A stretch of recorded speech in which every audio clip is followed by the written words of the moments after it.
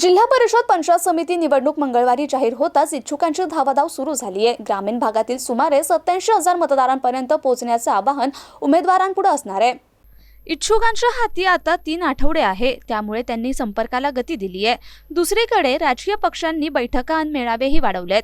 गटनिहाय कार्यकर्त्यांशी संवाद साधला जातोय। या निवडणुकांसाठी 87,717 इतके मतदार निश्चित झालेत। 3ही जिल्हा परिषद गटांसाठी सरासरी 25,000हून अधिक मतदार आहेत। तालुक्यात जिल्हा परिषदेचे 3 गट तर पंचायत समितीचे 6 गण आहेत। यामध्ये 87,717 इतके मतदार आहेत। प्रत्येक गटासाठी सरासरी 20,000 इतके मतदार असतील, तर पंचायत समितीच्या गणांसाठी सरासरी 10,000 मतदार असतील।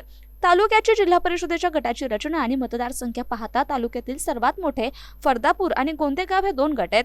यातील कन्नड मतदारसंघात गोंदेगाव हा गट आणि बनोटी, गोंदेगाव आणि निंबायती हे 3 गण कन्नड मतदारसंघात आहेत।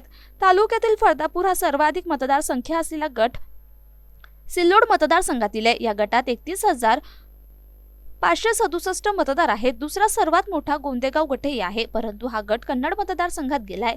या गटात 30,750 इतके मतदार आहेत। विशेष म्हणजे फरदापूर गट आणि गण हे सर्वसाधारणसाठी राखीव आहेत। विजय चौधरी, सोयगाव, छत्रपती संभाजीनगर।